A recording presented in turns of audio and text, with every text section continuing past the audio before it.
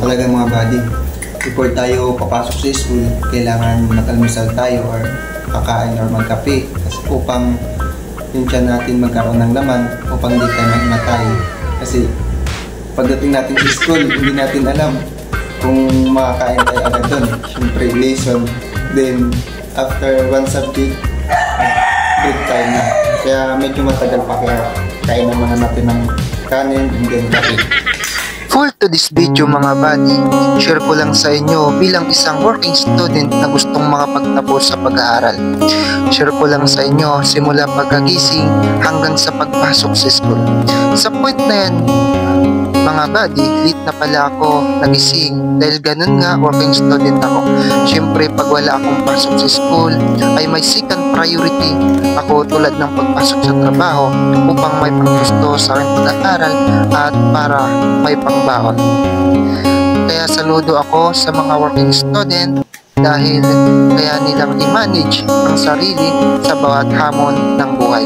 Kaya laking advantage ang mga working students dahil advance yung skills and self-confidence sa sarili. Ang pagtatapos ng pag-aaral ay isang malaking tagumpay sa pamamagitan ng pagsisikap, disiplina at determinasyon na makamit ng mga layunin sa buhay.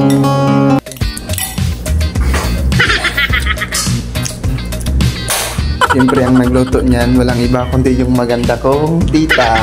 Harap ka nga ta. Kanyan ta. Ito pala yung gulay. Sa point na yan mga buddy, niready ko na ang lahat ng gamit ko dahil late na talaga ako. Kaya sa mga followers ko, sana suportahan nyo ako hanggang dulo.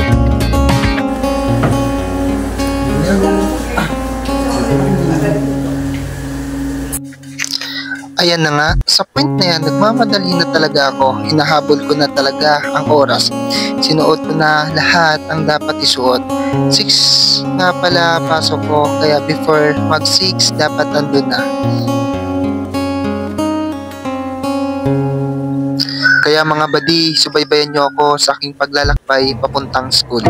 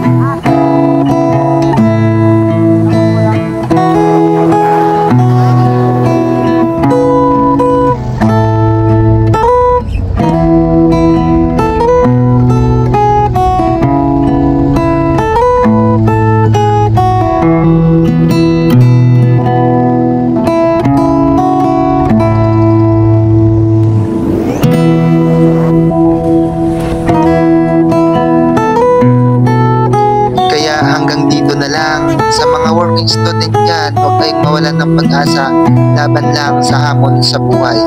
Kaya mga buddy, please like and share and follow na din po.